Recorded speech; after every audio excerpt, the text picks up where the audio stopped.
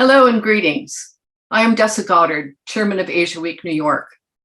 Welcome to the latest in our series of webinars featuring distinguished panels of experts in multiple fields of Asian art, brought together to present, discuss, and provide perspectives on exciting selected topics in the rich and diverse fields that captivate us all. Asia Week New York is the collaboration of top-tier international Asian art galleries, the major auction houses, and numerous renowned museums and cultural institutions, originally founded to promote a week-long celebration in March every year, filled with gallery open houses, Asian art auctions, as well as numerous museum exhibitions, lectures, and special events. We've now evolved into a year-round platform showcasing our members and webinars such as this one, as well as a newsletter and blog highlighting the activities of museums and lectures on important topics in the field. Today's webinar, The Luxurious Garden and Gratification of Retreat, brings together a superb group of panelists to present choice, elegant spaces created in the Chinese and Japanese tradition, their inspiration, history, and their impact on past and present visitors. There will be a question and answer period after all the panelists are finished, and you're welcome to put your burning questions in the Q&A box at the lower right-hand corner of your screen. With the Q&A, the webinar may last longer than an hour, so please stay with us. To moderate the panel and introduce our speakers will be my friend and colleague in the field of Chinese art, Andrew Lewick, Vice President, Specialist in Chinese Art at Christie's. Over to you, Andrew. Thank you, Dessa, and greetings from the other side of the bay. It is an honor to be part of this very knowledgeable and highly regarded group of panelists and presenters today. Thank you also to the viewers who are joining us from around the world. A few months back, during the more dire days of the pandemic, I found myself reading and listening to multiple news stories about the newfound value that people were placing on gardens and plants. They were finding gratification from them and fulfillment from nurturing and tending to plants and gardens, as well as having different emotional needs met, from celebrating a momentous event to mourning the loss of a loved one, or to enjoy a moment of solitude, quiet, and rejuvenation. It brought to mind for me the long history of gardens in Asian art, their role in Asian culture, and how they've been serving that function for hundreds, or more accurately, thousands of years. Dessa and I then together expanded on that theme, and here we find ourselves today exploring the luxury of gardens and the gratification of retreat with this esteemed panel. With that, I would like to introduce you to our speakers today in the order in which they will be presenting. Their full bios are available on the Asia Week New York website and in the invitation, and I encourage you all to go and see the wonderful accomplishments that these panelists have had in the lead up to today. I also encourage all of you to visit the gardens and the various sites that the panelists are speaking about today. Consider these presentations teasers before you go to see the real thing. Please go when travel permits, and also visit Catherine's gallery to see Japanese gardens through the eyes of Japan's best known woodblock print artists in person. Our first presenter today is Phillip E. Bloom. Phillip is the June and Simon K.C. Curator of the Chinese Garden and Director of the Center for East Asian Garden Studies at the Huntington Library, Art Museum, and Botanical Gardens in San Marino, California. He's a specialist in the history of Buddhist art, gardens, and designed landscapes of China's Song Dynasty. Our second presenter is Maxwell K. Hearn. Mike is the Douglas Dillon Chairman of the Department of Asian Art at the Metropolitan Museum of Art, where he has served since 1971, helping oversee many projects during his tenure there, including the expansion of the Met's collection of Chinese art, as well as major additions to its exhibition spaces, including the Astor Chinese Garden Court, which we will hear more about later. Our third presenter is Sadafumi Uchiyama. Sada served as the garden curator of the Portland Japanese Garden from 2008 to 2020 and is currently its chief curator. Sada is a registered landscape architect and a fourth-generation Japanese gardener from southern Japan. He is devoted to fostering relations between Japanese gardens in Japan and those outside of Japan. Our fourth speaker today is Catherine Martin. Catherine is the managing director of Schulten Japanese Art, one of New York's preeminent galleries specializing in Japanese woodblock prints. She has held that role since 1999. Catherine has also been active with Asia Week New York, both on the planning committee as well as on the board as the treasurer, and recently concluded her 2-year term as the chairman from 2019 to 2021. Our final presenter that we'll hear from today is Mark Peter Keane. Mark who's joining us from Japan and up very early, and we're very thankful and very hopeful that the caffeine will kick in quickly for him today.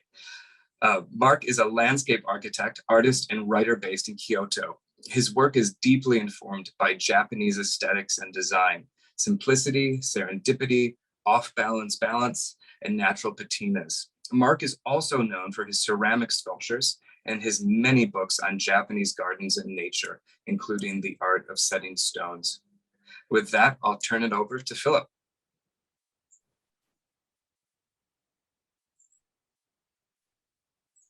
Great.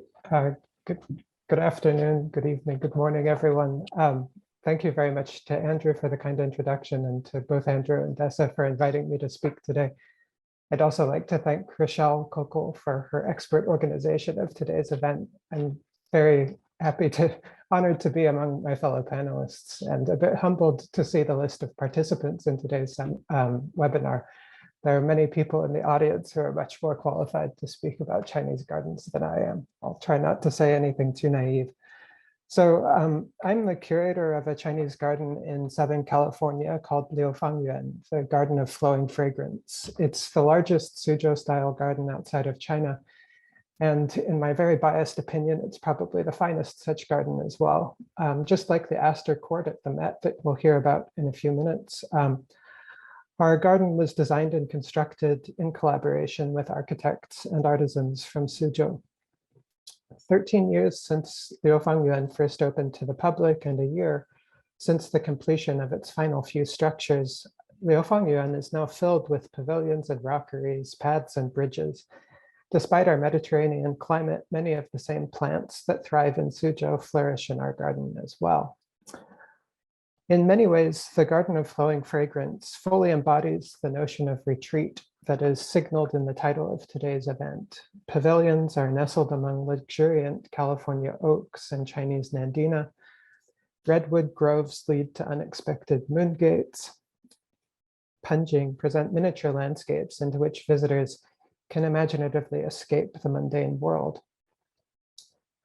June Lee, the founding curator of Liufangyuan, chose to celebrate the ideals of reclusion throughout our garden. For example, the roof tiles on all of our pavilions are molded with a chrysanthemum pattern. And as many of you probably know, chrysanthemum is an emblem of the recluse par excellence, Tao Yuanming.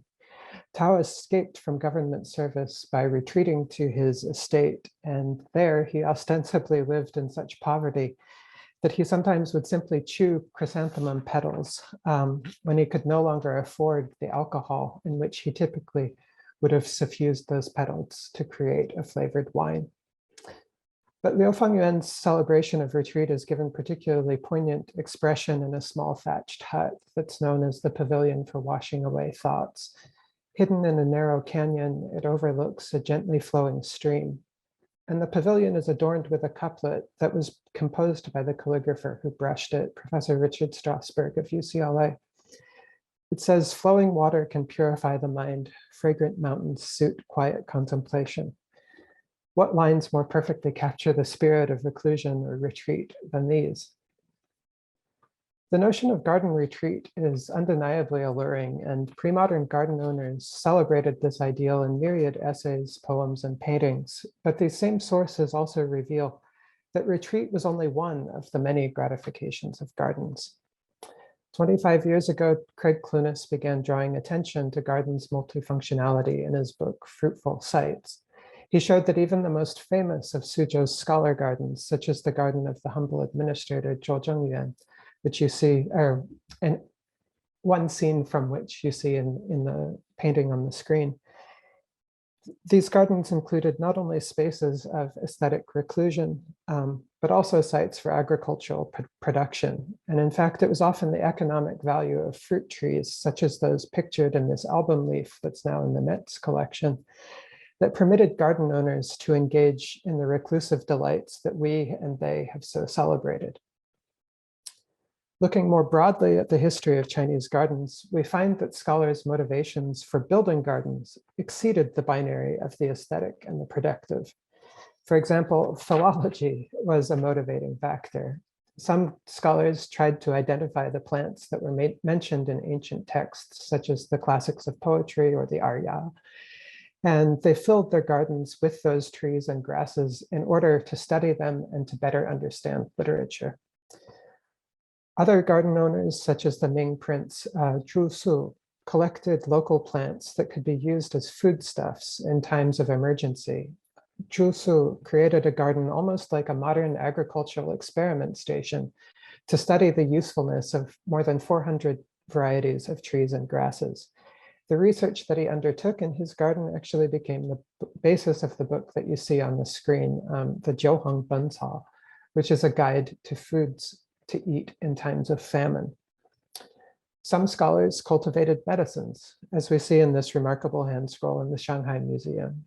Sealed by the brushwood gate of a recluse at lower right, the inner garden itself is a field of medicinal plants. And overlooking the plot is not a conventional scholar's studio, but instead a pharmacological laboratory with tools for refining medicines arrayed on the tabletop. Even that emblem of the recluse, the chrysanthemum, could become an object of experimentation and scholarship, as is exemplified in this painting from the St. Louis Art Museum collection. A scholar relaxes in a pavilion observing his thriving collection of potted chrysanthemums. Horticultural texts tell us that by the 17th century, more than 270 named varieties of chrysanthemum were available to connoisseurs. And some of those connoisseurs took great pleasure in studying the effects of different soils, watering regimens, fertilizers, etc., on their beloved specimens. In short, scholars' gardens offered many gratifications. They certainly were places of retreat and production, but they also were places of scholarship. Some of them even facilitated activities similar to what we might today call science. The multifunctionality of gardens is something we celebrate in Liu Fangyuan. We stage dramas, we cultivate medicinal plants. We even have an artist's residency program that ensures that our garden is constantly reinterpreted in a variety of media. In the fall of 2024, we're planning an exhibition that explores some of the themes I've just mentioned today. Entitled Seizing the Works of Heaven, Experimentation in the Gardens of China.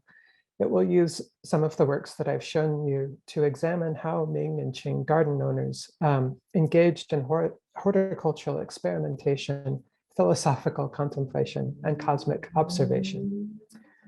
I very much hope that you all will be able to join us in Liu Fangyuan for this exhibition, and I hope that the next time you have the chance to retreat to a Chinese scholar's garden, you'll take a moment to think about what you might learn from that space. Observe the trees, contemplate the grasses, learn the names of the plants, and let those experiences change how you read, how you think, and how you interact with the world. Let your retreat be a productive one. So thank you very much for your kind attention, and I will turn things over to Dr. Hearn. Good evening, and thank you, Philip, for that wonderful introduction to the Liu Fangyuan. It's hard to believe that the Astor Court at the Metropolitan Museum of Art is celebrating its 40th anniversary this year, and that when this project began, there were no Chinese gardens outside of China. So this really became a beginning point for what was a tremendous surge of interest in building gardens across this country and beyond. And we're very proud that this was a beginning point for that. Let me tell you a little bit about the history of that garden today. So the garden, as you know, is actually a courtyard facing with a Ming room with furniture facing southwards on the garden itself. And it was this suite of furniture that really began the process of building the garden, because when we acquired the furniture in 1975, we wanted to create a period room that was appropriate for the display of this furniture. So when we acquired the furniture, this is actually how we placed it in the room where it exists today, but which was at that time a simple gallery space. The gallery was located right at the north end of what was a light well to the first floor, where you see a big X and marked with the word temporary exhibition. So this was an early plan for how we might install Asian art at the time. You can see many things have changed since that time. And this is what the inside of that space looked like. There was a very complicated light attic with a steel grid system that was at the second floor level, but there was no floor itself. But with this as a prospect, we decided to explore the possibility of putting a garden into this space. And we looked for actual gardens that we could acquire. There were none that really fit in that dimension. So we took one of the small garden courtyards of the Wangshu in Suzhou as a model. And here you see on the left screen a full-scale replica or approximation of what the garden at the Met would look like. It was built by the Suzhou Garden Administration for us to inspect prior to building the garden at the Met itself. So there are actually two gardens. This one still remains in a public park in Suzhou near the Zhuozhengyuan. And you can see we've adopted and adapted some of the features of the Wangshu, making the hallway at the north end of the courtyard larger, but also with a half pavilion with windows at the south end and a rockery in two corners. In order to build the garden, we commissioned the same people who restored gardens in Suzhou to use traditional technologies to create all of the elements of the garden. So all of the timbers, all of the pillars that are used in the garden were hand cut with axes and then planed. So they were not using a lathe. It was all the same kind of material and tools that you see arrayed on this table in the foreground of this picture. And all of the components were carefully chiseled out so that they could fit together a little bit like Lincoln logs. So basically, Da Mu Gong and Xiao Mu Gong is the distinction between furniture and architecture. They both use similar principles of mortise and tenon construction in order to be assembled without the use of nails. And here we see the beginnings of putting the Ming room into place, into that gallery that you saw earlier. We had to knock out part of the ceiling, and as you'll see to the right, we actually knocked down a great deal of the wall, all but the steel girders that were holding up the roof had to come away in order to open up the space. And then as the columns were placed, we used a very simple wooden mallet to make these columns plumb. The stones on which they sit are actually not grouted to the ground, they're movable. So that was the way you had to plumb all four of the main columns in the Ming room as a starting point, and then everything would devolve from that. Ceramic tiles were also freshly made at an 18th century kiln that was reopened in the Suzhou area in order to produce this. And you see each of the tiles had to be planed down. So they were actually made larger than they were supposed to be so that they could be carefully planed to the exactly same dimensions and then fitted together with almost no space in between. And these ceramic tiles were handled pretty much like woodwork. So any change in the dimensions that were required, you simply sawed the ceramic tiles into pieces. And here you see carefully fitted together. Even the mortar that was used to set the tiles was brought from China. Everything in the garden was prepared by China. We brought it in over 20 container ships. And some of the more elaborate ceramic tiles had specialized designs. Here you see a craftsman actually carving out the design for what was part of the roof comb. And to the left here, you see a template for what became one of the most remarkable open work ceramic tiles that were here displayed by a union member from the US team. We had to hire a similar number of union workers to accompany all 26 of the Chinese garden court workers, part of the US compromise. And here's that piece being set into the uppermost crest of the roof over the Ming room itself. You can see a couple of bats being molded by hand, and you can see where these things are at the very top of the screen, right under the new skylight. approaching the hall was a wonderful corridor, a roofed corridor that had to move out of the way to miss a rockery that was placed in the partway through the construction. And of course, it culminates with this wonderful moon gate at the outside. And you see over the moon gate the characters Tanyo, or in search of quietude. So this was our goal, to create a quiet, restful retreat within the busy world of the Met, within the busier world of New York. And you can see this circle set with a square or rectangular door inside it is basically a cosmic symbol. The circular universe flanking the rectilinear world, and this alternation of light and dark is also very much part of the alternating yin and yang concepts in the Go Into Garden design. All of the garden features are really based on Suzhou garden principles. Even the windows that you see at the backs and sides of the garden, that's part of a Suzhou tradition of building a wall behind a wall so that you could open up the inner wall to create an illusion of bamboo forest and gardens behind. So you have the symmetrically arrayed central hall, and approaching it, you have a corridor, a covered corridor that turns angles as a way of leading you through the landscape in a very visceral way.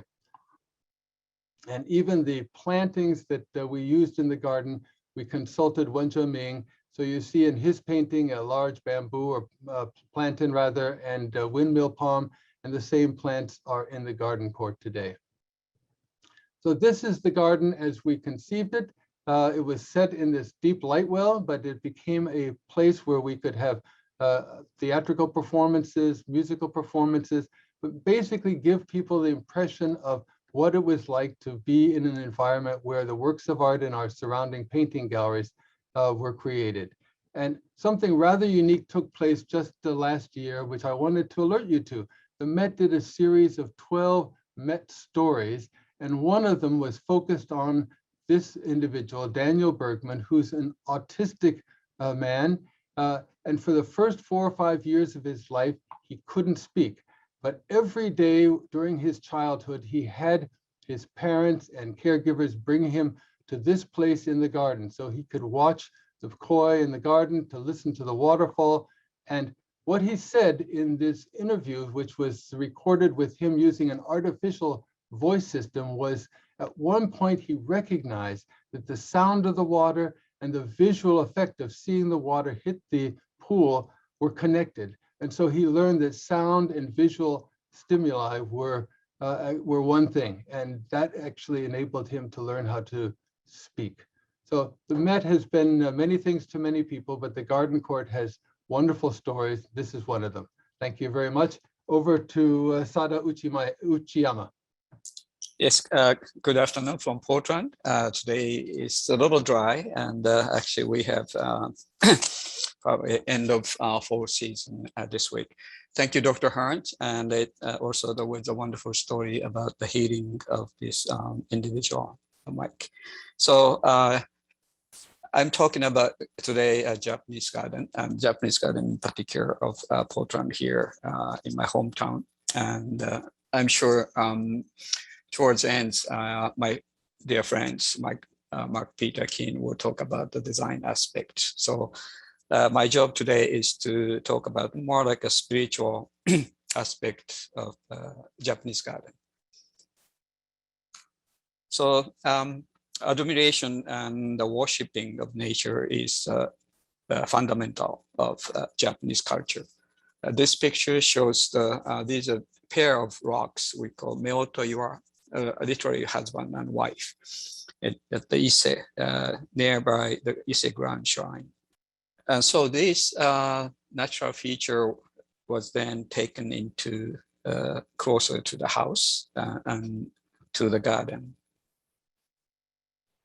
So far from the ocean is the forest. Again, the forest is really the motherland of Japanese culture.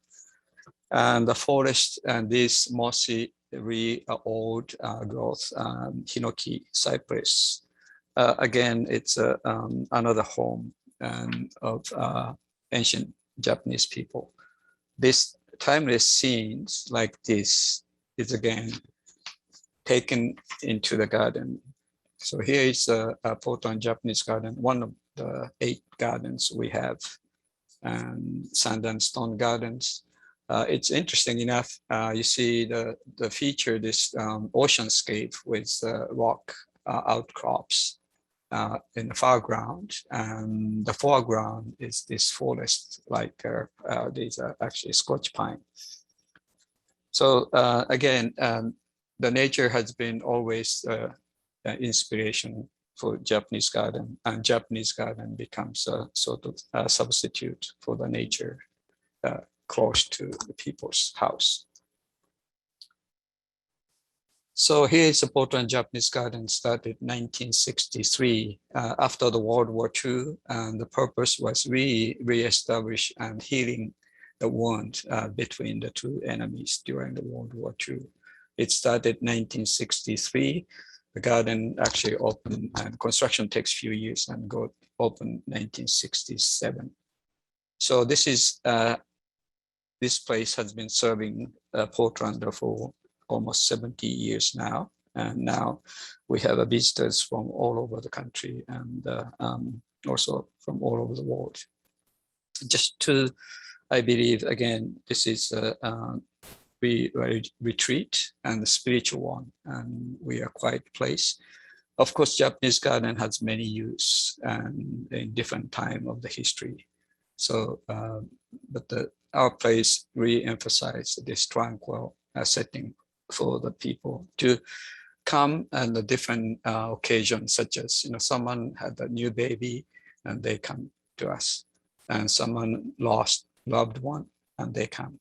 So the garden is really important spiritual depository of all our emotions, and good and bad, and sad and happy. The 4th season, the season really manifests the passage of time, precisely and most importantly, beautifully. So as the Portland Japanese garden, and Japanese garden is said to be a garden of rocks, and seemingly it's timeless and permanent. Yet, if you think about in a geological time frame, thousands and millions of years, a piece of rocks crumbles, becomes gravel, sand, and dust, and gone. So it's very important for our unconscious mind to appreciate we are a human being are placed in such a long time frame. Not just enjoying this 4th season, which is important, but also the long time. And the season, of course, this is the end of the spring and the beginning of the summer. Iris beds, again, this is one of the most popular time for us to have many visitors just come to see the irises. And the 4th season, we just about passing through now. And back then, the red ones is actually Japanese maple, weeping ones. And the yellow one is upright Japanese maple. So next few slides, just I'll be quiet, and I'd like to have you walk through the garden of this season.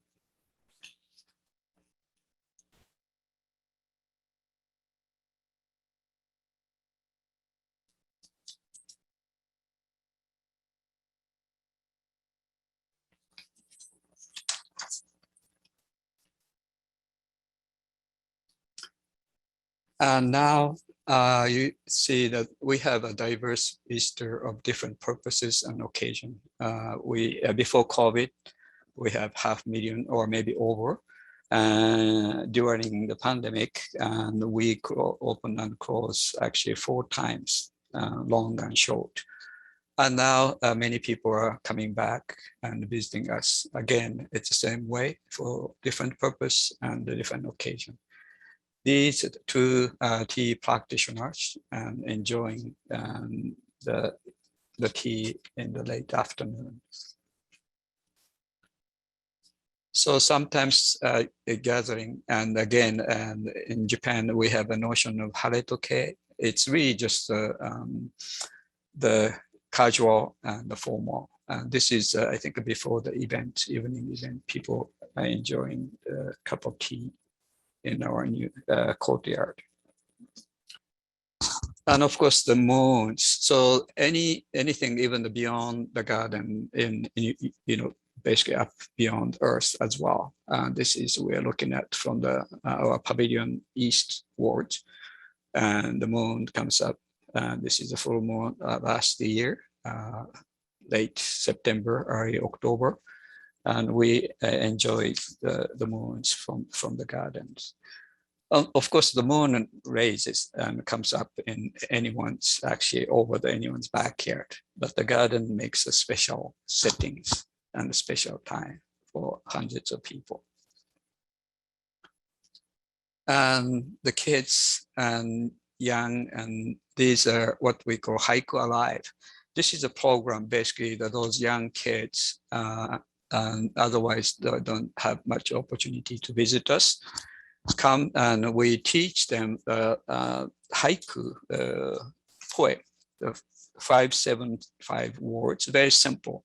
So what this does is, because these kids are not all proficient in English, so given the short sort of 5 different words and 7 and 5, makes them feel very comfortable writing. Otherwise, they are worried sometimes to try to make right English.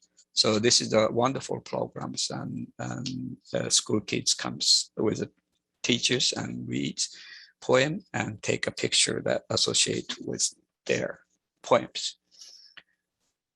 And the next one is one of the most important. Of course, no public garden survives without volunteers. We have incredible hundreds of dedicated volunteers. This is one of the cold February morning, and they're basically clean up pick the debris and different rocks and the woods out of the sand and stone gardens, open areas.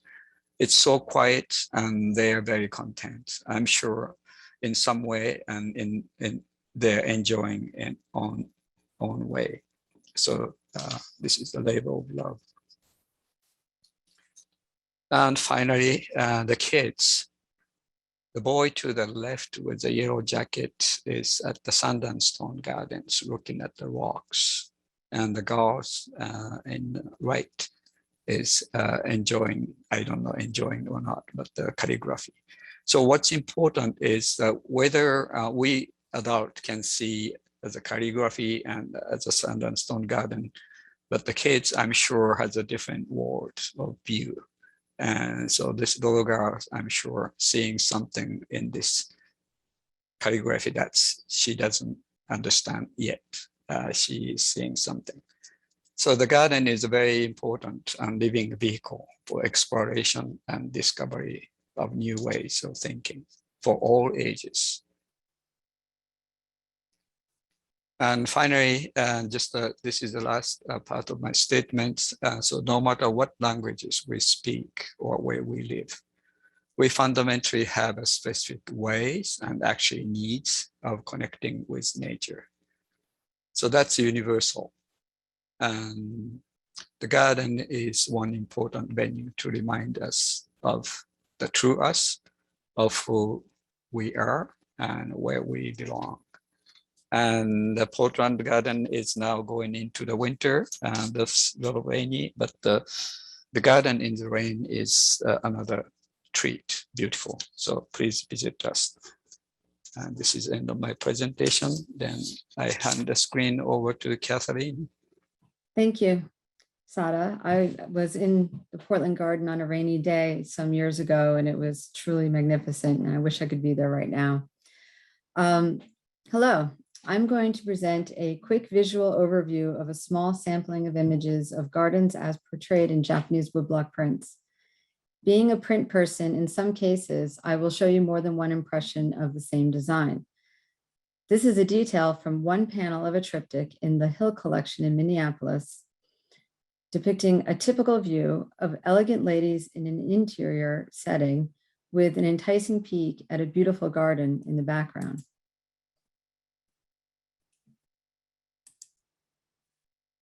Here's another impression of the same print from the Spalding collection. Japanese woodblock prints, commonly known as ukiyo-e or images of the floating world, often presented gardens as an idealized setting for socializing and entertainment, one that was largely inaccessible to most, but an image of which could be had in the format of a woodblock print for perhaps the price of a bowl of noodles. Here is a panel from a slightly earlier triptych by Kiyanaga. Gardens were often presented as an extension of a villa of a wealthy family, defining an appropriate setting for beauty within and without, personified with the beautiful women placed in a serene vista. It's spring and the cherry blossoms and irises are in bloom, and the palette is echoed in their kimono. Here is the same print on the right with another panel from the triptych on the left from the Michener collection in Honolulu. Gardens were also a setting for entertainment. Here, a group of beauties are preparing a picnic imagined as taking place in the garden of a wealthy daimyo or provincial lord. While crossing a low bridge, a young girl expertly balances a sake cup on a folding fan.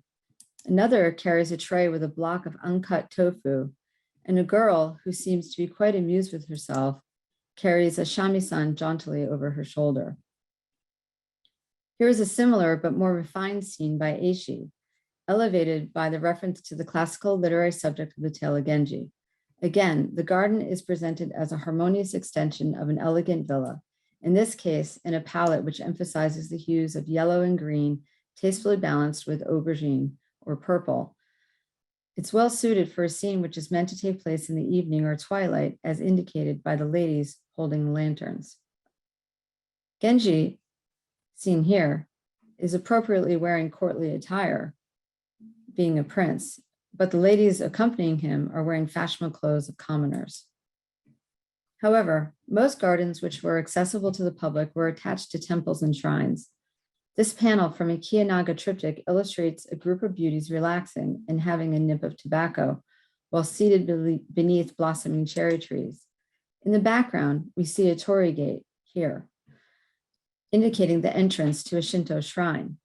The gardens associated with temples and shrines offered a respite from the sanctuary, respite and sanctuary from everyday life. They were the threshold between our world and the sacred world. Here's a view of the same scene as a complete triptych from the Van Vleck collection. The location is identified as the new garden at Sodegaaoka in Shinagawa. Shinagawa was the first station outside of Edo on the Tokaido Road from Edo to Kyoto. It can be translated as Sleeve Hill, while it is unclear exactly where this is today. However, the hills in the distance look familiar. The combination of rolling hills and cherry trees help clarify the subject as Gotenyama. Gotenyama, named for a palace, Goten, built in this hilly area of Shinagawa in the first half of the 17th century. It is unclear what the purpose was, what the purpose for the palace was, but it was destroyed in a fire in 1702 and never rebuilt. In the 1660s, cherry saplings were transplanted from the famed Yoshino in the Yamato province, which was 250 miles away. Incidentally, the view of Fuji seen here would have been impossible from this vantage. Here is an earlier image of Gotenyama by Toyoharu. The area became a popular destination for cherry blossom viewing in the spring. We can see here people are wandering among the temporary stalls offering refreshments. And perhaps Hokusai was amusingly referring to a mini Fuji or a Fujizuka built by devotees who worship Mount Fuji. There is a Fujizuka today at Shinagawa Shrine, which was built in 1869. I don't know if it was a recreation of this one illustrated by Toyoharu. So here's the mini Fuji that people could climb in an act of worship of Mount Fuji if they didn't have the means or ability to climb the mountain itself. And perhaps this is a more realistic view of the location by Hiroshige from around the same time as Hokusai's composition, facing the Shinagawa Bay. So you can see people are, again, relaxing under the cherry blossoms, having refreshments, enjoying themselves. So it's garden functioning as a place for escapism from the everyday world. Not far away to the southwest of central Edo or Tokyo is the Fudo Hall at Meguro, a Tendai Buddhist temple. At the entrance, there is a torii gate. Torii are usually associated with Shinto shrines, but this is a Buddhist temple, and here we can see neo-guardian figures at the entrance. It was believed the natural spring waterfalls located at Meguro would cure illness, and in the distance, in the background here, you see two figures underneath the waterfall and other people exploring the grounds, climbing the hills, enjoying themselves. Around the mid-18th century, 3 temples in a picturesque area northeast of Edo began a friendly competition to create unusual and beautiful gardens to lure visitors from the city. They were planted with azaleas and flowering trees and became collectively known as the Hanimidera, or flower temples, or the temple gardens of Nippori. Nippori was appreciated for its year-round beauty. The Shu Shoen temple here on the left was famous for its artificial mountains and shaped rocks and artificially shaped trees, including over here, just above Hiroshige's signature, there's a topiary in the form of a boat jutting into the picture.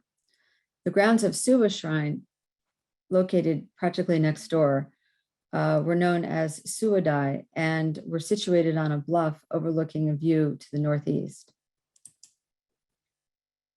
Nearby the Nippori temple gardens was the Shisente, or purple flower pavilion, which was planted by a nurseryman named Kusuda Uheiji.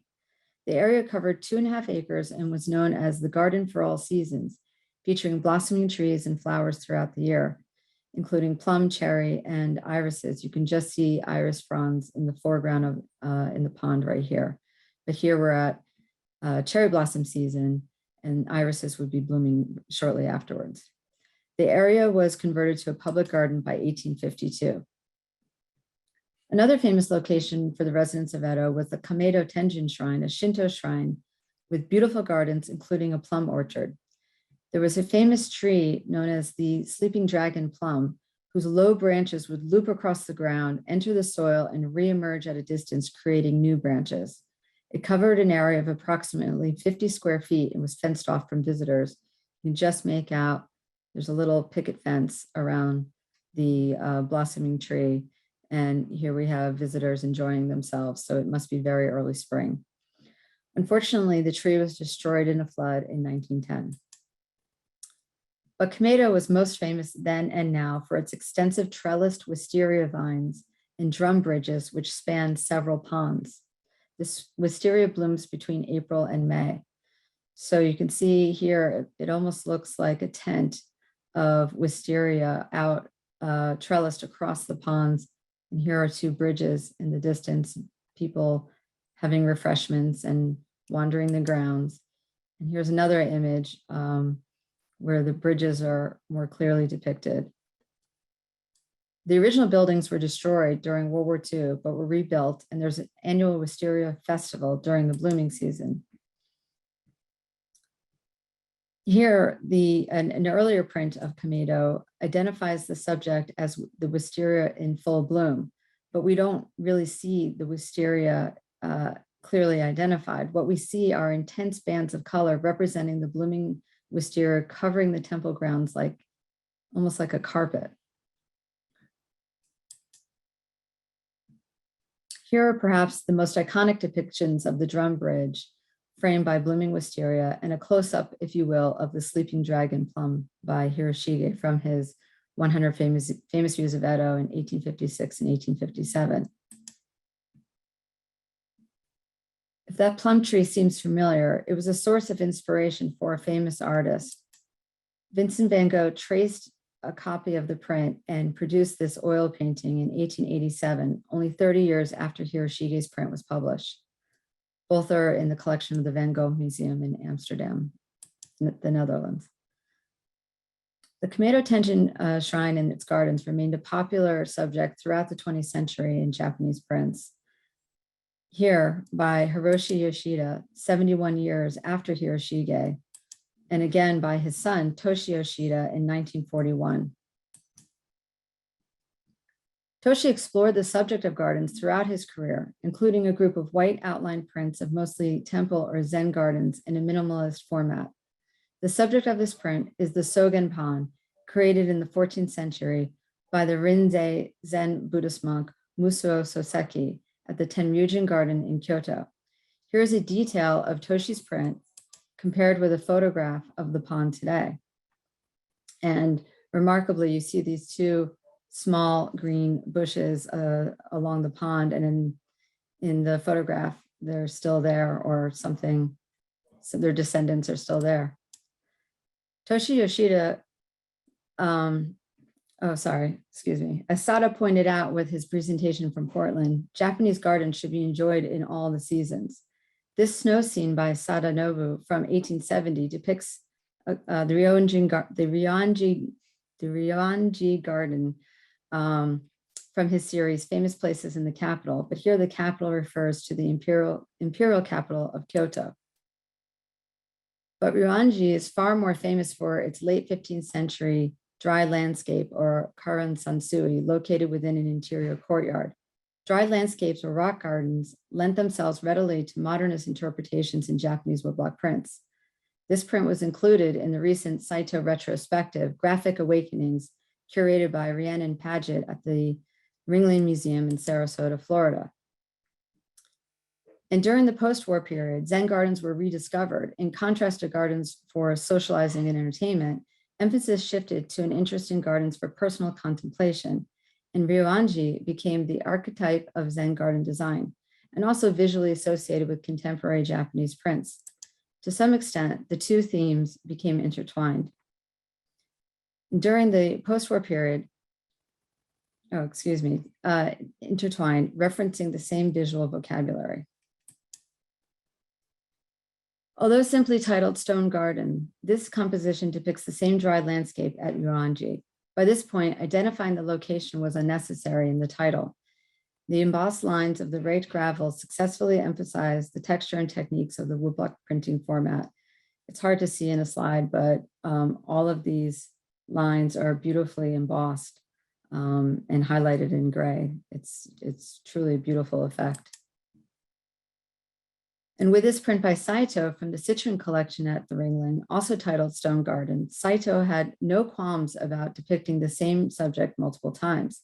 In this case, he revisits the subject in a similar manner as Toshi Yoshida in the previous print, adapting the naturally horizontal landscape into a vertical format which highlights the stones jutting out of the raked gravel, while he devotes the majority of the composition to bands of color and texture, almost as if the subject is secondary to the graphic vocabulary of the composition, and his emphasis, or reveling, if you will, on the beautiful textures and effects that he could achieve within the woodblock printing process itself.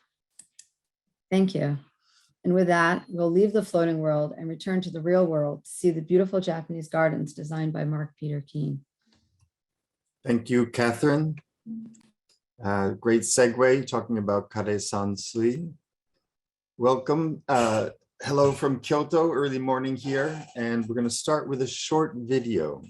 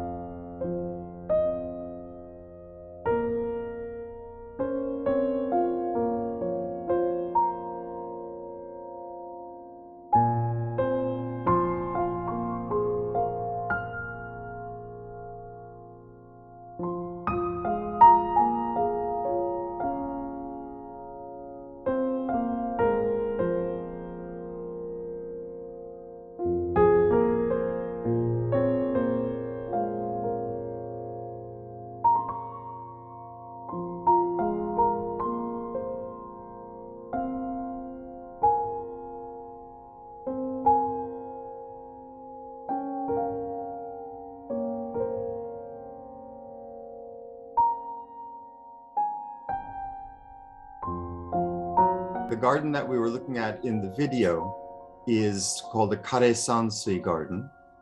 And the word kare sansui is written with 3 characters. Kare means dry, and sansui means mountain water, which is an ancient way of saying nature. So these gardens, the kare sansui gardens, were gardens that created an image of nature without using any actual water in the form of a pond or a stream.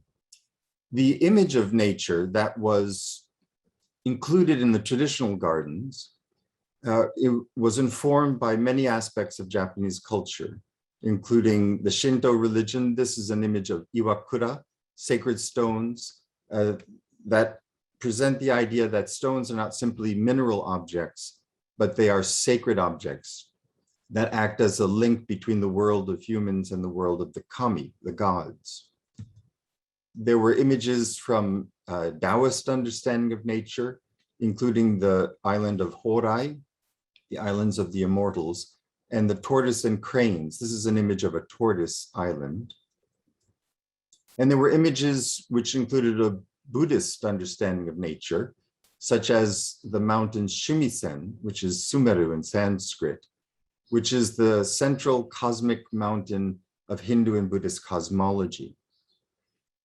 So what I am most interested in doing in my own work is creating kare sansui gardens that have a contemporary understanding of nature. The first of these that I'll present is the spiral garden.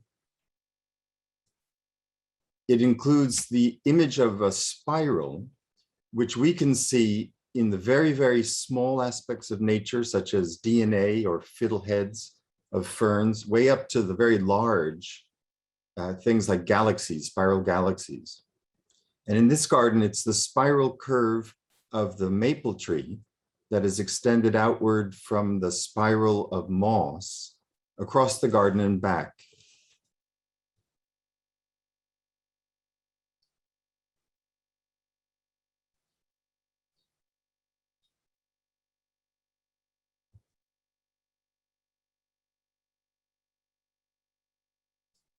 The second garden I'll introduce is the Thrust Garden, which is in Manhattan.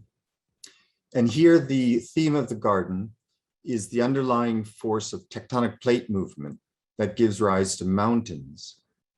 So in the Edo period, when people were designing kare sansui gardens, mountains were very important in Japanese culture. They had Buddhist, Shinto, and Taoist meanings, but they certainly were not understood as the result of immense pressure in the ground from tectonic plates that was forcing the land upward. So when we look at mountains today, we can understand them not simply as objects or solid objects, but actually symbols that represent a much larger, vast energy in the ground that is pushing them upwards. This garden captures that thrust in an upward motion of stones and moss, with the backdrop of a hand-carved granite wall that has a moon image, a moon rising above the mountain landscape.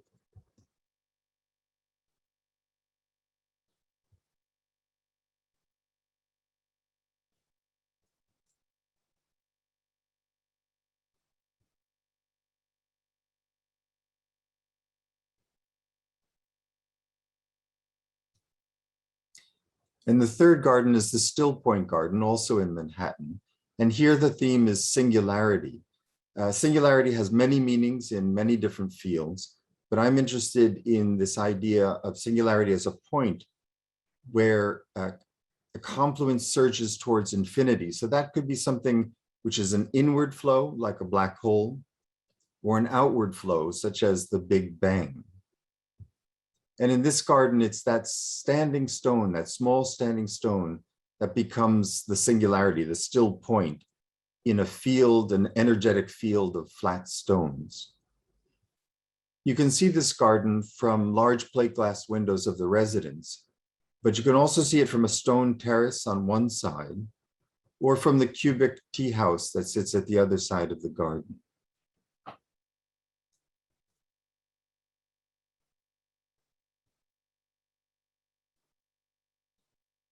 So that was a brief introduction to my work with kare sansui that include a contemporary understanding of nature.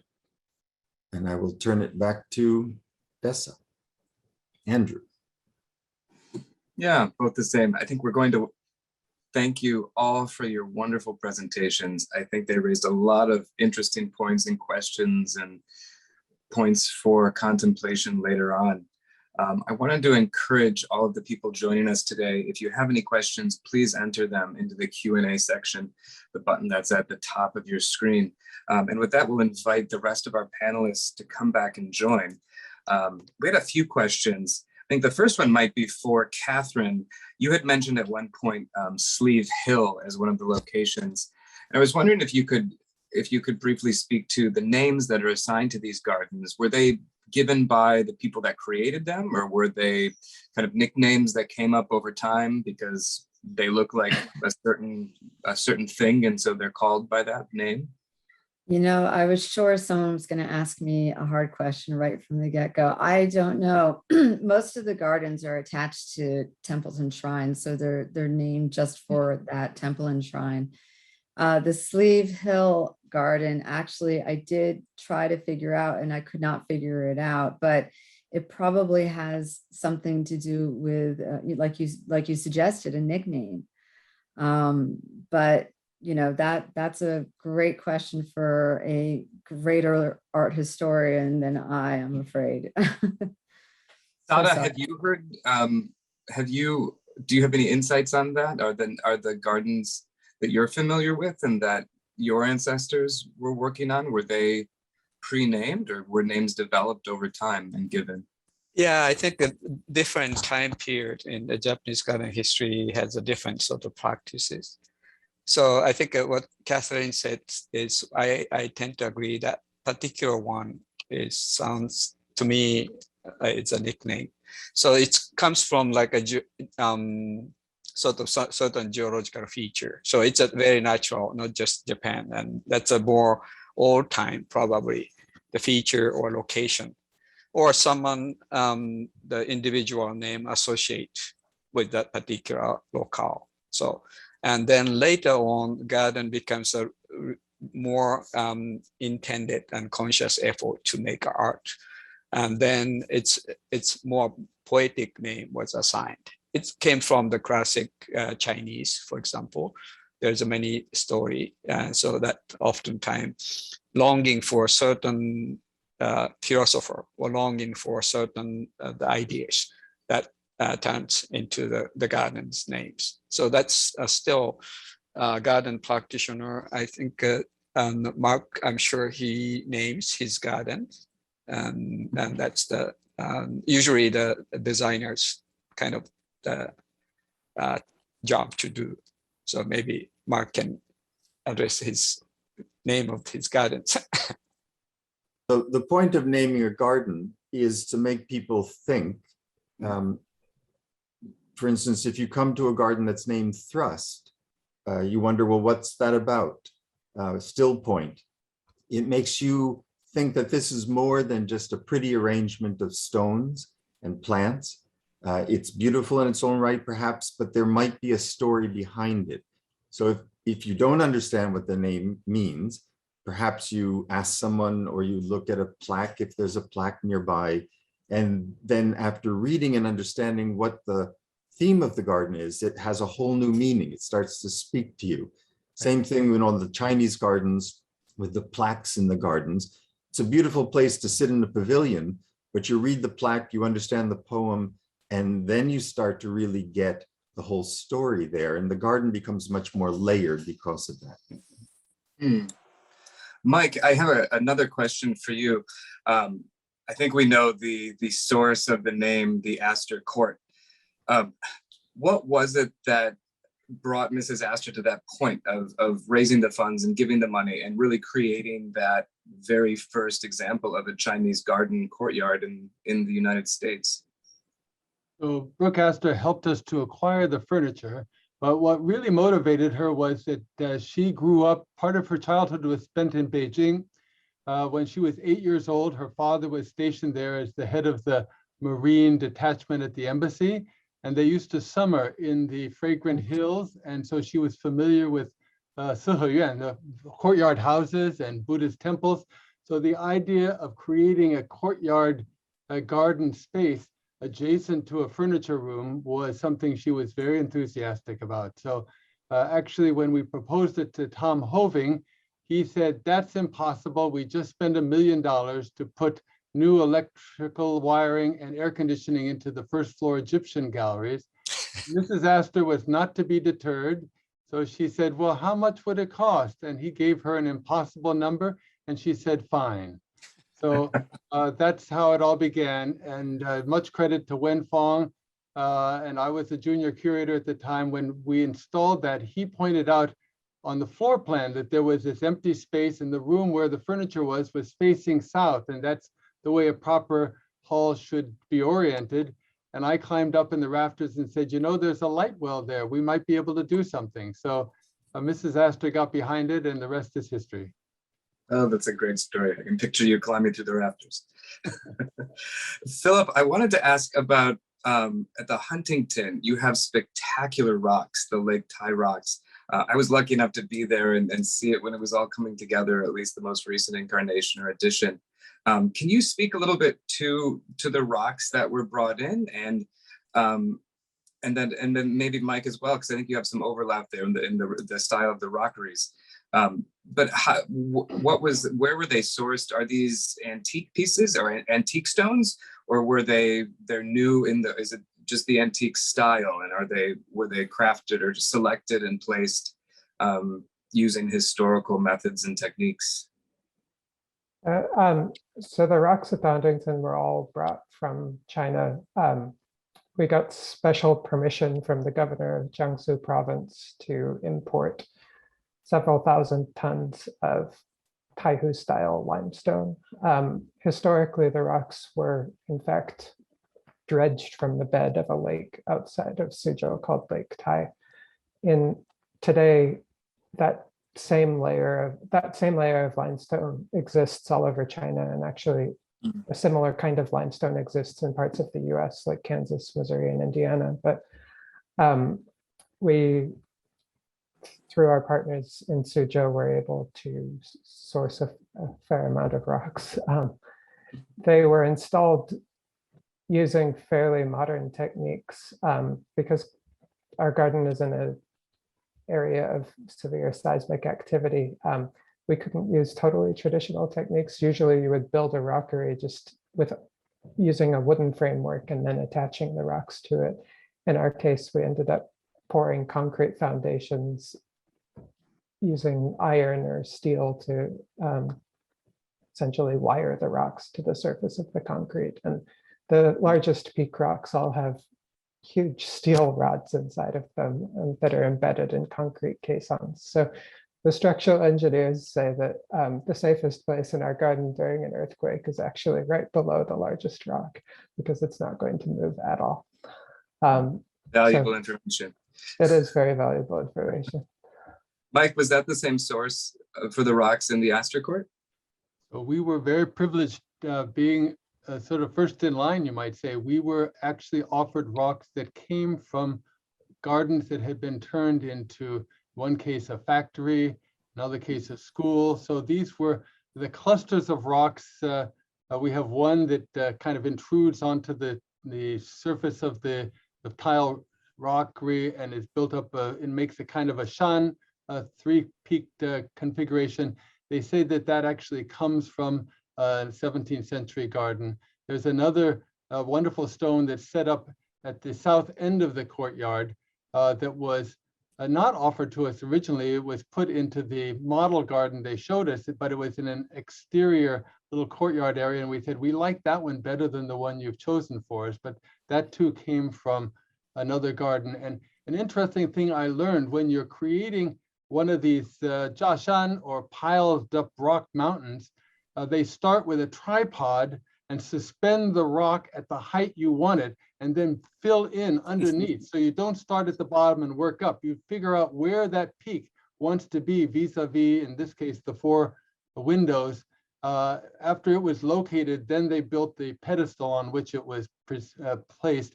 And that pedestal was meant to look also like a tortoise. Oh, interesting. We had another question that came in, and it was, how were Japanese gardens influenced by greater exposure to the West after 1860? I guess it's an assumption that they were, and if they were, to what extent? That might be a Mark or Sada question. Or maybe Catherine as well. I'll jump in and then Sada can fill in afterwards.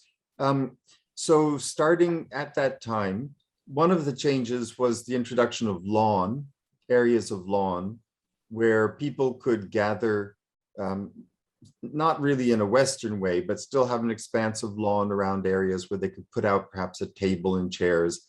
And eventually there were large parties given kind of in an English style where people would gather in large gardens. And if they had foreign guests, this is after the opening of Japan, those foreign guests weren't going to sit on tatami or on the floor, so they had chairs and tables. There was that sort of thing going on. If you bring it way up here into the present day, most residences built nowadays will have if they have a garden, they'll have a garden somewhat in a Western style rather than a Japanese style. So it's changed drastically by this point. Interesting. Yeah, I think it's that time that many things has changed. As Mark said, that Japan opened up, then all of a sudden the government and people are trying to catch up, or something learned from the outside. Remember, there's 200 some years the country was closed, so then all of a sudden this influx of all kinds of the food is different, the clothes is new, and the shoes are new, so everything new came in. So that was a very interesting actually period, and that obviously influenced the garden making as well. And oftentimes from that point on, about probably 78 years, the house, where the wealthy people can afford the two sections of the house. One is a traditional Japanese, then the other side is a Western style. So it's their lifestyle still remains, and eating, is still Japanese. Yet when they have a guest or entertaining the guest, they often use the sort of Western side of the house. So that is very typical of that period. So that's, you can see in the garden as well. That's interesting. Let me see what other questions we had. I think one kind of general question that we've heard crop up pretty regularly, and Des and I were talking about this one beforehand. A question that crops up a lot. What is the main difference between Chinese and Japanese gardens? Or what do the panelists today feel what would they identify, or what would you identify as the main distinction? I like to actually hear the Philip. I'm happy to start. Yes. I would point to two things immediately. One, I think in Japanese garden design, there are many more types of gardens that are meant to be appreciated from a static viewing point. And in my experience, that's much less common in Chinese garden design. The Chinese garden design is almost always meant to be more dynamic. The cliche is with every step, there's a new view or something like that, but it's kind of true. And then the second thing I think is that there tends to be a lot more text, calligraphy in Chinese gardens than in Japanese gardens. It's not true that there's no text in Japanese gardens, of course, but as Mark pointed out earlier, every pavilion in a Chinese garden will have a name. Many of those pavilions will be adorned with couplets. And so for the majority of Chinese gardens, I think there's more of a kind of literal literary experience that's embedded in the garden design that I think is somewhat less common in most Japanese garden styles. Right. Thank you. My own sense is that perhaps both China and Japan appreciated nature and were refining the natural world, but they evolved in different ways. With the Zen gardens in Japan, it became a much more abstract space with raked gravel or sand. In China, you get these fabulous rockeries that you don't really see anything like that in Japanese gardens, where the rocks tend to look more naturalistic. So I feel like the gardens have evolved from Sung prototypes that probably were more adhered closer to the natural world, whereas by Ming times in China, you're getting these extravagant, actually Yuan times, but already by Song times, you see this selection of exotic rockeries or peaks. So even Song Huizong talked about bringing these individual rocks into a garden space. So the focus on these strange eroded rocks that could evoke cavities in the earth, caves, grottos, which of course have Taoist associations. So that kind of imaginary world that's evoked by Chinese rockeries, I don't see that so much in the Japanese tradition, where it's more of a meditation garden. Interesting. Sada, what's your take? Well, I think I like to point it out the similarity first. I mean, we are probably Chinese and the Japanese gardens is only sort of garden tradition. We use the natural rocks as they are, as opposed to cutting and making things out of the rocks. So there's an interesting story back then in Japanese garden history, and we are finding this remnant. Right on 7th, 8th century, so the Chinese influence was less because of the internal sort of warfare and stuff. So Japan was much closer to the Korea. So there's a Korean delegation coming back and forth, coming through the Kyushu areas. So there's a sort of Japanese government entertained the Korean delegation by building a sort of Korean style in a way. And nowadays it's hard to see or tell what Korean style garden is about. Back then, the Japanese garden, many of them actually garden was built in a very geometric kind of form. The square pond, for example, as opposed to the natural sort of organic form. But less than 100 years or so, somehow Japanese came up, hey, that doesn't quite fit to us.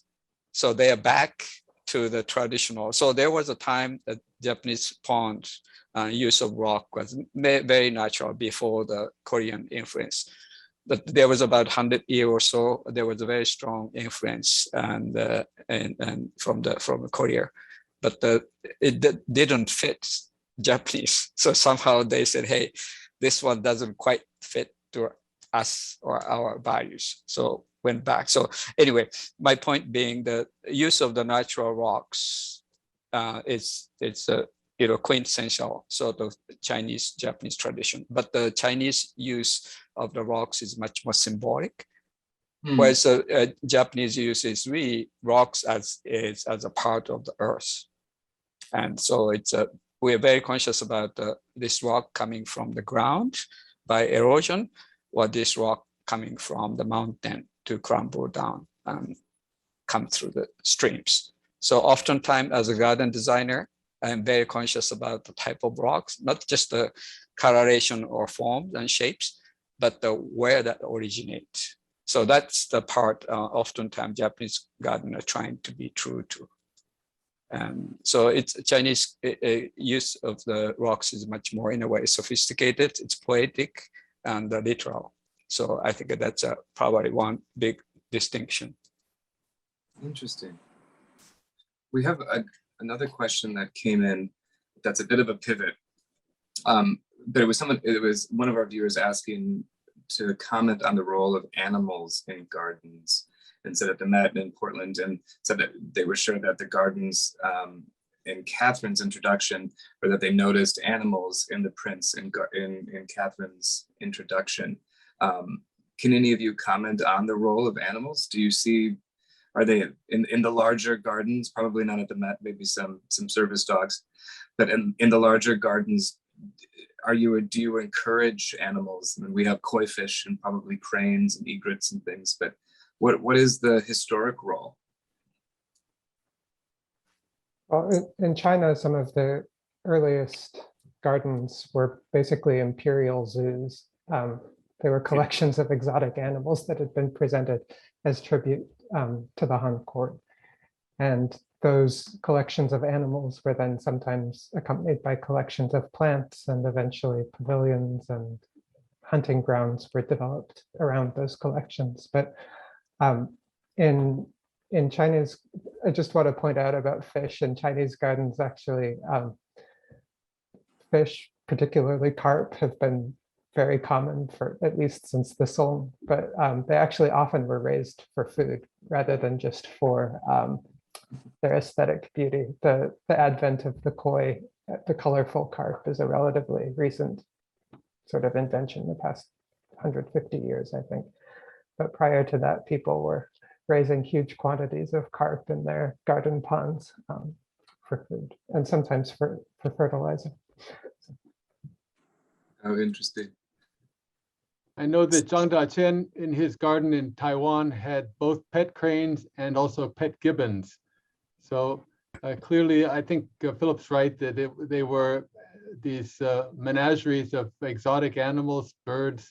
The Met does not have any caged animals. We have a few fish, but I'm sure caged birds would have also had a place hanging from the eaves of some of the gardens as well. So you would have bird song as well. Interesting. Catherine, do you see that pretty regularly in prints depicting gardens? Or is it a regular occurrence? I mean, as it's kind of showing societal trends, but is it a regular occurrence to have animals appear in the prints? Well, I think because the garden functions as an extension of the interior setting, the garden's just the elegant exterior. And yes, you do see woodblock prints with figures looking down into a basin with fish, or occasionally I'm not sure what animals were seen in the prints that I showed. I know that there was a lively setting in a courtyard or in the temple grounds at Meguro, I think it was, that showed a couple of dogs romping around.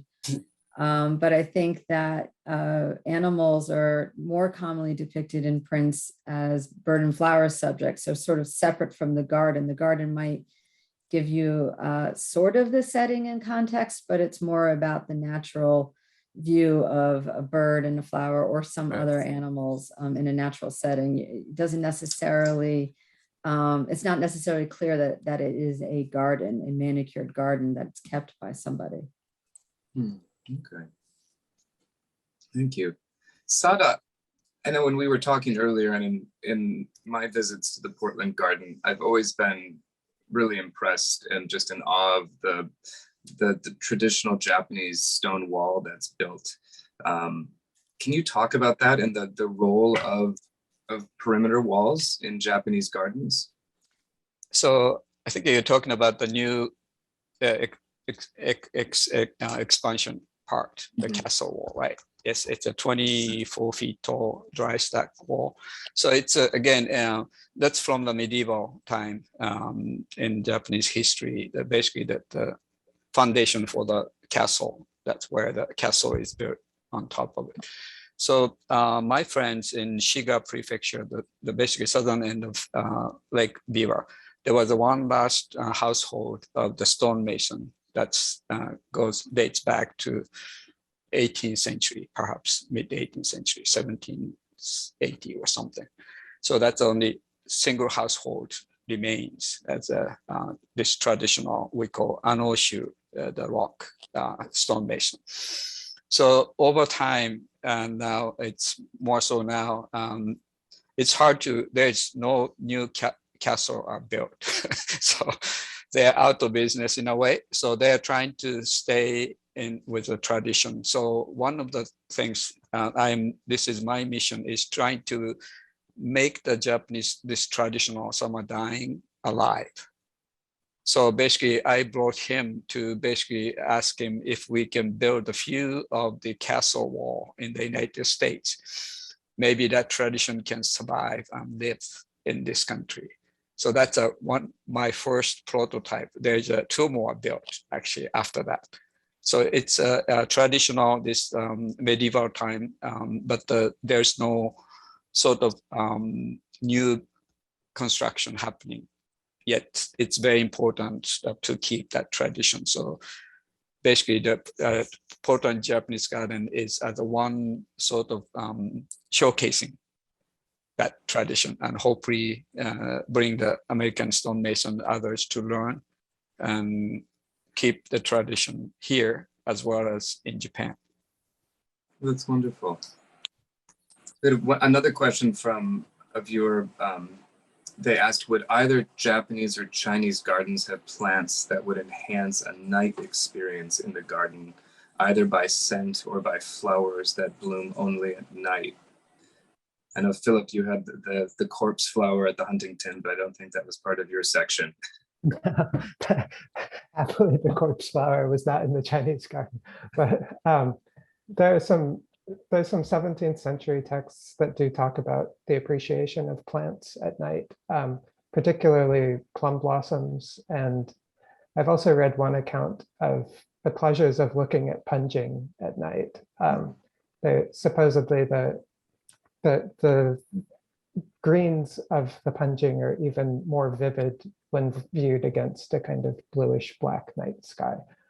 But I'm not aware of things much other than that. Oh, interesting. We had one other question. Someone asked, are any of you familiar with the Innisfree Garden in Millbrook, New York? A series of oriental gardens built out of a quarry. Yeah, I've been there.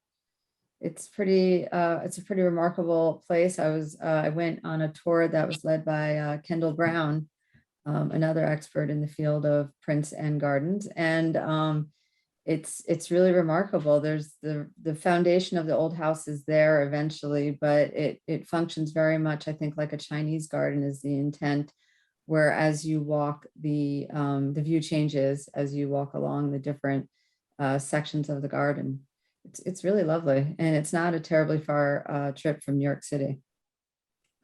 Another place to add to the list.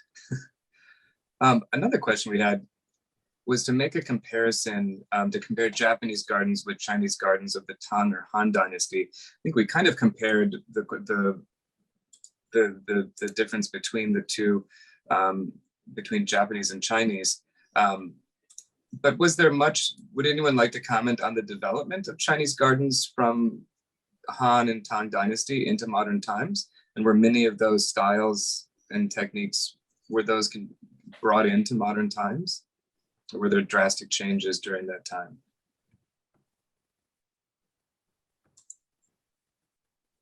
Everyone's talking at once, so it's just silent.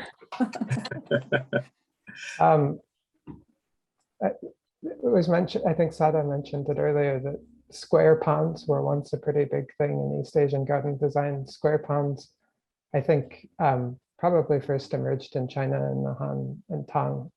Actually, it was, for a long time, it was just kind of argued that Chinese began building more naturalistic ponds by the Ming, but actually, close reading of records from the Ming suggests that square ponds continued to be pretty prevalent even into that period. But those square ponds are still visible in Korean gardens today.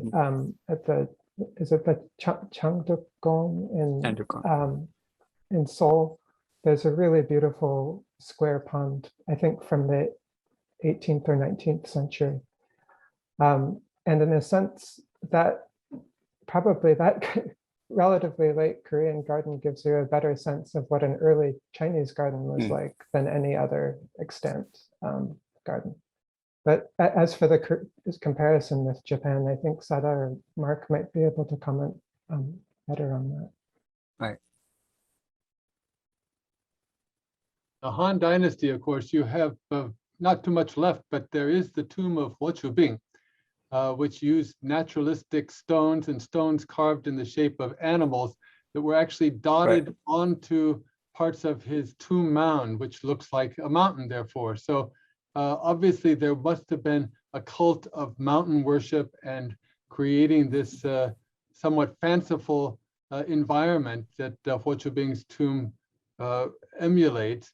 In the Tang Dynasty, I think about wall paintings that show servants holding punjing, small dish gardens. So clearly that tradition was alive and well by Tang times. I don't know much about what literary references there might be. Maybe Philip, you have something to add to that, but I think those are the two examples I can think of what may remain from those early periods in terms of physical remains or visual evidence. That's interesting. Also touching back to our question about animals and to Catherine's print that contained the miniature model of Fuji. Mark, we have a question for you. It was someone who said they were very impressed by your contemporary gardens, and they were wondering, are there publicly accessible contemporary Japanese gardens in the United States? I think the one people usually turn to is Isamu Noguchi's California scenario. You folks out in California might have a better idea of exactly where that is, but it's a public space where the sculptor Isamu Noguchi, who is of both Japanese and American parentage, designed a contemporary kare sansui that is very much trying to capture the nature of California in an urban courtyard in a kare sansui style. Interesting.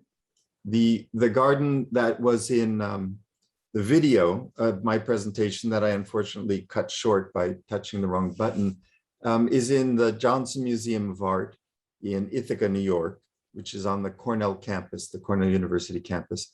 And that's open to the public. So you can go see that one there. The Tiger Glen Garden is actually based on a Chinese theme, the Three Laughers of the Tiger Glen, which presents the image of three people who represent three religions and how they overcome their sectarian differences to find a unity of friendship. It was a beautiful theme that I incorporated in a rather abstract way in the garden. So in talking about philosophies, we had a question asking, how are the different perceptions of paradise or refuge in the various philosophies, Tao, Zen, Sufi, reflected in the planning and function of gardens? Mark, that might be one for you to keep. Yeah, when you talk about retreat and Japanese gardens, the thing that really first comes to mind for me is the tea garden. And the reason is the tea gardens were built in urban situations. They were built in the back of residences, smack in the middle of cities like Kyoto and Sakai. And the image that people had in mind when they were doing tea there is that they were hermits who were escaping the everyday life of the city, but not by going to the mountain and living in a small hut as in the paintings, but doing that right there in the middle of the city. So this is written with the expression Shichu in. Shi is a city, Chu means in the middle, and in is a hermit or hermitage, either one. It is this idea of retreating from the city within the city. And the tea garden itself is a path that begins on the street in the everyday world and moves you back through a forest-like situation to a tea house. So it's a system of being able to retreat into an inner experience, but not actually physically leaving the city.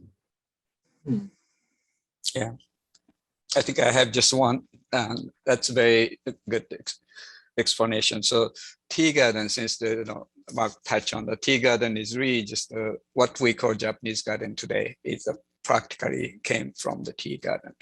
And interesting enough, is the tea garden is a path.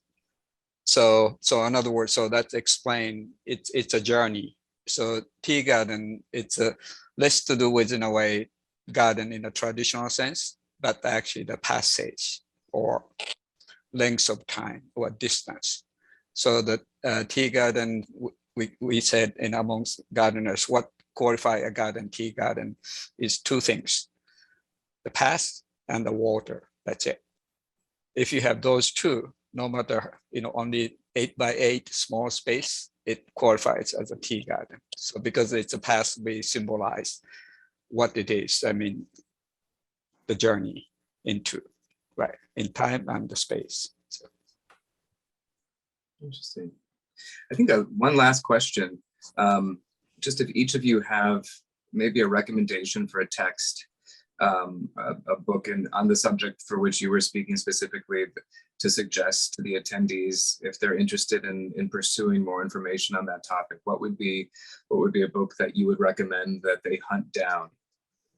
That's Mark, really the easy. We have author the Met, we published a bulletin, which is now a small booklet that's still in print, I think, called it's just the Astor Garden Court. So that was written by Wen Fong and Elfrida Merck back in 1981, and it's still available. Great.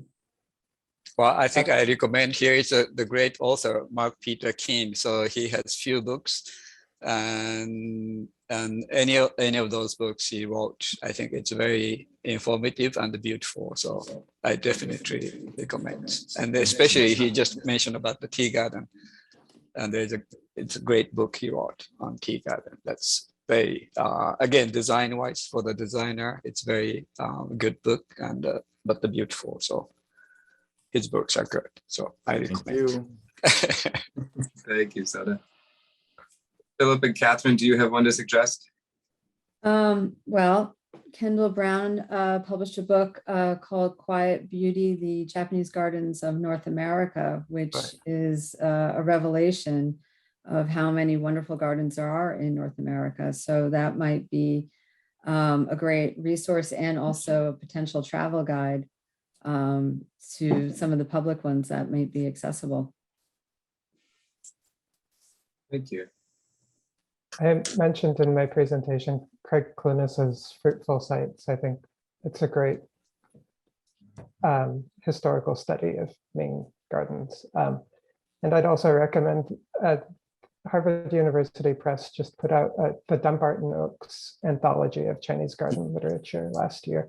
It's a 700 or so page anthology of writings on Chinese gardens from essentially the Shang or Zhou dynasties all the way up to the 19th, including the 20th century. And it's revelatory as well. Okay, thank you. With that, I'd like to give one final thanks to all of our presenters, and for the time that you've generously given to us today, the information, the knowledge, the conversation, and we look forward to visiting all of the gardens and seeing things that we never saw before. With that, I'll welcome Dessa back on. I would like to second Andrew's thanks to our panelists for their absolutely wonderful presentations, and to the audience for their thoughtful questions, and also for their support. Whoops, there we go. There we go. On behalf of Asia Week New York, I want to thank you all for your wonderful presentations, and also for the audience for their participation, and particularly the wonderful questions that were asked during the Q&A. Please visit our website to learn more about exhibitions and events at our member gallery, and to support Asia Week New York. Have you already? I recommend that you would already register for our newsletter for updates on our next events if you haven't already done so. And on behalf of all of us at Asia Week New York, we look forward to seeing you soon and often. And again, thank you all for a great webinar.